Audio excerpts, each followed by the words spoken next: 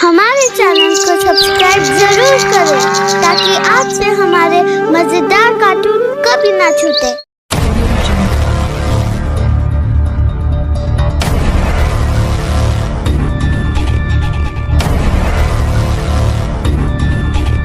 वसंतपुर नामक एक छोटे से गांव में लता अपने पति घनश्याम और दो बच्चे पिंकी और चिंकी के साथ एक छोटे से घर में रहती थी। लता का पति घनश्याम सेठ धनीराम के यहाँ खेतों में मजदूरी का काम किया करता था और लता गांव के पास ही बने एक बंगले में खाने और साफ सफाई का काम किया करती थी। दोनों पति पत्नी खूब मेहनत और मशक्कत करके न केवल अपने बच्चों का पेट भरते थे बल्कि उनको सरकारी स्कूल में पढ़ने भी भेजते थे। वैसे तो हर साल गर्मी के समय तापमान 30 से 40 डिग्री के बीच रहता था, लेकिन इस साल तापमान पिछले साल से बहुत ज्यादा था, जिसकी वजह से गांव के सभी लोग बहुत परेशान थे। एक दिन घनश्याम लता से कहने लगा, इस साल तो बहुत ज्यादा गर्मी पड़ी है। इतनी कड़ी धूप में काम करना बहुत मुश्किल हो गया है। घर से निकलते ही पसीना बारिश की तरह टपकने लगता है। इतनी भारी गर्मी में तो काम पर भी जाने का मन नहीं करता। न जाने इस साल की गर्मी कैसे कटेगी। चलो अच्छा, मैं काम पर जाता हूँ, वरना सेठ गुस्सा करेंगे। ये कहकर घनश्याम मजदूरी के लिए चला गया और लता भी पिंकी और चिंकी को तैयार करके स्कूल में छोड़कर काम पर चली गई। लता जिस बंगले में काम किया करती थी वहाँ पर बंगले के मालिक रामचंद्र अपनी पत्नी हेमलता और दो बच्चे टीना और शिवम के साथ रहते थे। जब टीना बंगले के अंदर पहुँची तो हेमलता उसे देखकर कहने लगी, अरे लता, आ गई तू। अब चल जल्दी से सारे काम निपटा लो। पता है ना शिवम की बर्थडे पार्टी है, तो सारे काम 4 बजे से पहले ही हो जाने चाहिए। और हाँ, इसके बाद तुम घर सजाने में भी मेरी मदद करोगी, ठीक है? ठीक है मालकिन, मैं पहले जाकर घर के सारे काम निपटा लेती हूँ। इसके बाद घर को सजाने में मैं आपकी मदद करूँगी। घर के सारे काम करने के बाद लता हेमलता की मदद करने लगी। फिर हेमलता और लता ने मिलकर पूरे घर को अच्छी तरह से सजा दिया। जब पार्टी की सारी तैयारी पूरी हो गई तो लता कहने लगी, अच्छा मालकिन, मैंने घर के सारे काम निपटा दिए हैं और पार्टी की सारी तैयारी भी हो गई है, तो अब मैं घर जाती हूँ। हाँ ठीक है, लेकिन पता है ना तुम्हें आज शिवम की बर्थडे पार्टी है, तो तुम शाम को 7 बजे अपने बच्चों के साथ पार्टी में आ जाना। और हाँ, मुझे तुम्हारी थोड़ी मदद की भी जरूरत होगी। ठीक है मालकिन, मैं शाम के समय बच्चों के साथ यहाँ आ जाऊंगी। इसके बाद लता अपने घर की ओर चली गई और शाम को दोनों बच्चों को तैयार करके पार्टी में आ गई। पार्टी बहुत ही शानदार थी। लता के बच्चों ने इतना बड़ा घर पहली बार देखा था, इसलिए वे आपस में बात करने लगे। अरे यार चिंकी, यह घर कितना बड़ा है और कितना सुंदर है। बाहर कितनी गर्मी है, फिर भी इनके घर के अंदर कितना ठंड लग रहा है। अरे ये घर ठंडा इसलिए लग रहा है क्योंकि हमारे घर में हर कमरे में एसी लगा हुआ है। ओह, मतलब कि एसी लगाने से घर बहुत ठंडा हो जाता है।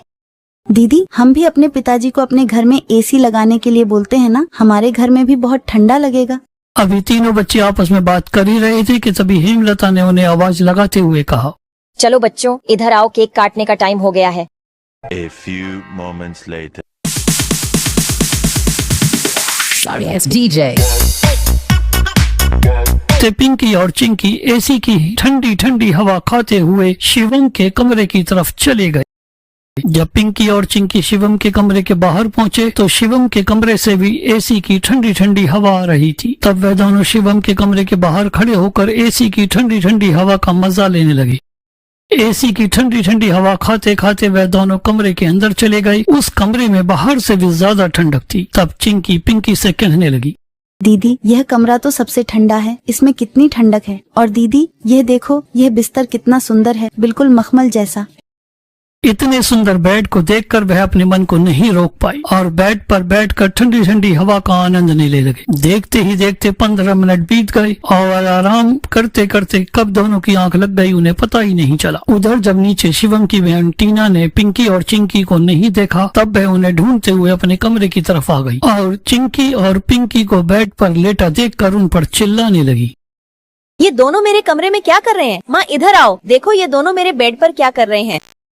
टीना की आवाज सुनकर हेमलता भी कमरे में आ गई और बच्चों को डांटने लगी, तुम दोनों अभी के अभी मेरे बेड से उठो। हेमलता की आवाज सुनकर दोनों बच्चे घबरा कर उठ गए और उधर लता भी हेमलता की आवाज सुनकर भाग भाग कर चली आई। क्या हुआ मालकिन? आपकी बहुत जोर से नीचे आवाज आ रही थी। क्या हुआ? ये पूछ क्या नहीं हुआ? ये देख नहीं रही तू? तेरे बच्चों ने अपने गंदे मेले बदबूदार कपड़ों से मेरा पूरा बेड गंदा कर दिया। तेरे बच्चों ने एसी देखा नहीं कि सोने चले मेरे बेड पे। हद होती है यार। मैं तो तेरे बच्चों को इसलिए बुलाया था कि इनका भी थोड़ा मन लग जाएगा। इन्होंने कभी ऐसी पार्टी लाइफ में देखी नहीं होगी, ये भी देख लेंगे। पर ये तो अपनी औकात ही भूल गए। ये हमारा घर है, कोई धर्मशाला नहीं कि कोई भी भिखारी हमारे कमरे में आ जाएगा और आकर के सो जाएगा। तू अभी के अभी अपने बच्चों को लेकर निकल यहाँ से। और हाँ, कल से काम पर भी आने की जरूरत नहीं है। मालकिन ऐसा मत करो, मेरी बात तो सुनो। बच्चे नादान हैं। मैं वादा करती हूँ आगे से ऐसा दोबारा नहीं होगा। यह मेरी आखिरी भूल समझकर माफ कर दीजिए मालकिन। मुझे काम से मत निकालिए मालकिन। इस काम के सहारे तो मेरा घर चल रहा है। ये तेरी सर दर्द है। अब तू यहाँ पर काम नहीं कर सकती। अब तू अपने बच्चों को ले और यहाँ से निकाल। इसके बाद हेमलता लता और उसके बच्चों को बाहर निकाल देती है। हेमलता के द्वारा काम से मना करने पर लता के पास अब कोई काम नहीं था।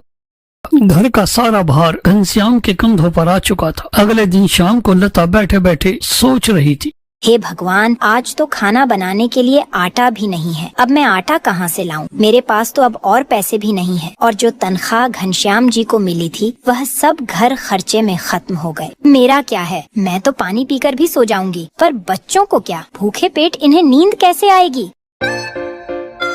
आ गए आप। घर में राशन खत्म हो गया है। आज खाने में कुछ नहीं बना है। कोई बात नहीं, खाना आज मैं अपने साथ लेकर आया हूँ। सेठ जी के यहाँ पर आज दावत थी तो उन्होंने कुछ खाना बच्चों के लिए भी भिजवा दिया है। इसके बाद सभी खाना खाकर सो गए और अगले दिन सुबह लता ने कुछ सोचा और एक बार फिर मालकिन हेमलता के घर पहुँच गई और उनसे कहने लगी, मालकिन, मेरे घर में खाने के लिए एक अनाज का दाना भी नहीं है। कृपया आप मुझे थोड़े से पैसे उधार दे दीजिए। तुझे देने के लिए मेरे पास कोई पैसे वैसे नहीं है। मैंने तुझे पहले ही काम से निकाल दिया था, फिर तेरी यहाँ आने की हिम्मत कैसे हुई? जा निकल यहाँ से और आइंदा यहाँ पर अपनी शक्ल मत दिखाइयो। हेमलता की कड़वी बातें सुनकर जब लता अपने घर वापस जा रही थी कि तभी उसे रास्ते में एक दीवार पर पोस्टर लगा हुआ दिखाई दिया। उस पोस्टर को देखकर लता वहीं रुक गई। पकोड़े बनाने वाले की जरूरत है। पकोड़े बनाने तो मुझे आता है। अगर यहाँ मेरी नौकरी लग जाए तो घर का खर्च चलाने के लिए कुछ पैसे आ जाएंगे। यह सोचकर लता जल्दी से उस पते पर पहुंच गई। भैया, मैंने आपका पोस्टर देखा। आपको किसी पकोड़े बनाने वाले की जरूरत है? हाँ, जरूर तो है। तुम पकोड़ा बना लोगी। क्या तुम्हें पकोड़े बनाने आते हैं?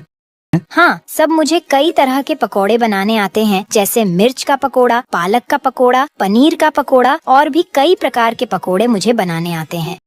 तो ठीक है, तुम आज से ही काम पर लग सकती हो।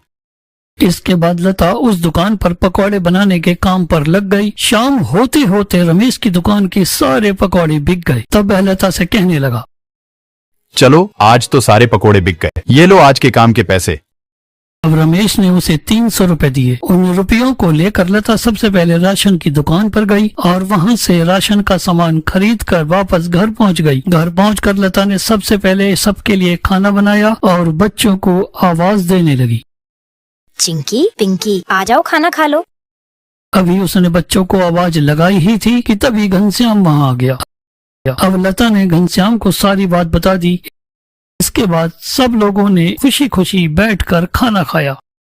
अगले दिन लता बच्चों को स्कूल छोड़कर वापस काम पर चली गई। दुकान पर पहुंचकर लता पकौड़े बनाने लगी। लता के बनाए हुए पकौड़े ग्राहकों को बहुत ही पसंद आने लगे। लता के बनाए हुए पकौड़ों को खाकर ग्राहक पकौड़ों की बहुत तारीफ करने लगे। रमेश भाई, तुम्हारे आज के पकोड़े का तो कोई जवाब ही नहीं। इससे स्वादिष्ट पकोड़े मैंने आज से पहले इस होटल में कभी नहीं खाए। आखिर आज ऐसा क्या मिलाया है इन पकोड़ों में जो इतने स्वादिष्ट बने हैं? आज तो मैं एक और प्लेट खाऊंगा। मेरे लिए एक एक्स्ट्रा प्लेट पकोड़े लगा दो। जब रमेश ने ग्राहकों के मुंह से पकौड़ों की तारीफ सुनी तो वह लता से कहने लगा, लता, तुम्हारे हाथ में तो जादू है। तुम्हारे हाथों के बने पकोड़े खाकर ग्राहक एक एक एक्स्ट्रा प्लेट पकोड़े खा रहे हैं। तुमने तो कमाल ही कर दिया। आखिर ऐसा क्या मिलाया है इन पकोड़े में जो ग्राहक इतनी तारीफ कर रहे हैं? साहब जी, कुछ खास नहीं मिलाया है, बस थोड़े से नमक मिर्च मसाले बराबर मात्रा में डाले हैं, बस। जल्दी ही रमेश की दुकान के सारे पकौड़े खत्म हो गए। तब एक बार रमेश फिर लता से कहने लगा, आज तो पकोड़े बहुत जल्द ही खत्म हो गए। कल से हमें और ज्यादा से ज्यादा पकोड़े बनाने होंगे। और हाँ, अब हमारी पकोड़ों की सेल और ज्यादा अच्छी होने लगी है, इसलिए कल मैं दुकान में एसी लगवा रहा हूँ। इससे ग्राहक भी एसी की ठंडी ठंडी हवा में पकोड़ों का मजा लेंगे और हमारे पकोड़े की सेल और ज्यादा बढ़ेगी। तुम क्या कहती हो? साहब, विचार तो बहुत अच्छा है। इसके बाद लता अपने घर चली गई और अगले दिन रमेश ने दुकान में एसी लगवा लिया और जैसा उसने सोचा था वैसा ही हुआ। एसी लगने के बाद रमेश की दुकान पर ग्राहकों की संख्या बढ़ गई। ग्राहक ठंडी ठंडी हवा में बैठकर पकौड़े खाने का आनंद उठाने लगे। ऐसे में रमेश के आज भी सारे पकौड़े बहुत जल्दी बिक गए। शाम के समय लता जब वापस घर पहुंची तो उसकी दोनों बेटियां आपस में बात कर रही थीं।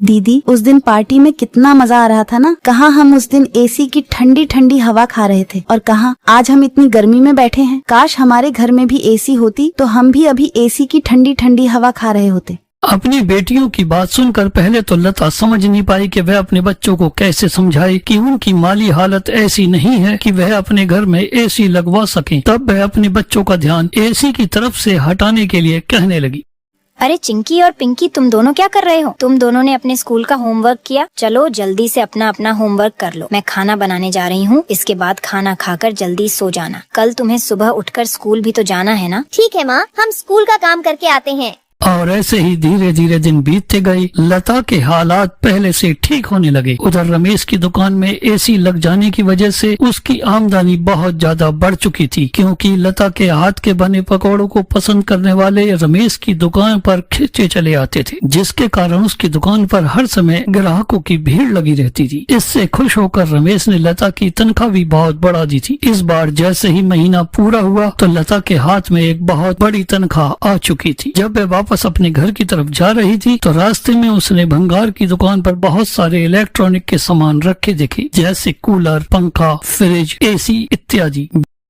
जैसे ही लता का ध्यान उस सामान की तरफ गया तो उसकी निगाह दुकान में रखे हुए पुराने एसी पर जाकर टिक गई। उसे वह एसी देखकर अपने बच्चों की बहुत याद आने लगी। तब वह दुकानदार से कहने लगी, भैया ये एसी का क्या दाम है? मात्र 10,000 रुपए की है। 10,000? ये तो बहुत ज्यादा है। ज्यादा नहीं, ये तो बहुत कम है। ये सेकंड हैंड एसी है। अगर नई एसी खरीदने जाओगी तो 30,000 से कम की नहीं आएगी। अच्छा ठीक है, पर ये सही से तो चलती है ना? हाँ, बिल्कुल सही से चलती है। अगर 6 महीने से पहले ये एसी बंद हो जाती है तो इसकी सारी रिपेयरिंग की सर्विस बिल्कुल फ्री होगी। ठीक है, लेकिन इसका सही सही दाम लगाओ। मैं इसके 8,000 दूंगी। अगर तुम्हें देनी है तो मुझे ये ऐसी 8,000 में दे दो। ठीक है, बताओ कहाँ लगानी है। इसके बाद लता उस दुकानदार के मिस्त्री के साथ एसी को लेकर अपने घर आ गई। उस मिस्त्री ने लता के घर पहुंचकर एसी को लगा दिया।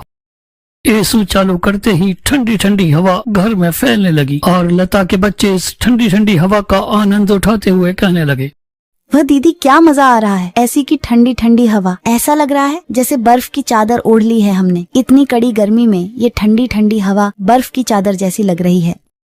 शाम को जब घनश्याम वापस घर आया तो उसने घर में एसी को लगा देखा तो वह लता से कहने लगा, ओह, आखिर तुमने बच्चों की इच्छा पूरी कर ही दी। कैसे न करती भला, बच्चे तो आखिर मेरी जान है। इनसे बढ़कर मेरे लिए कुछ भी नहीं। बाहर की भीषण गर्मी के कारण रमेश की दुकान के ग्राहकों को एसी में बैठकर लता के हाथ के पकौड़ों का स्वाद और ज्यादा अच्छा लगने लगा, जिसकी वजह से रमेश की दुकान का काम 4 गुना हो चुका था। अब रमेश को दुकान पर काम करने वालों की ज्यादा जरूरत होने लगी। तब लता ने घनश्याम को सेठ धनीराम की यहाँ की मजदूरी का काम छुड़वाकर रमेश की दुकान पर ही लगवा दिया। रमेश भी उन दोनों को खूब ज्यादा तनख्वाह देता था, जिसके कारण अब घनश्याम और लता की गरीबी दूर हो चुकी थी। अब वह अपने बच्चों के साथ खुशी खुशी जीवन बिताने लगी।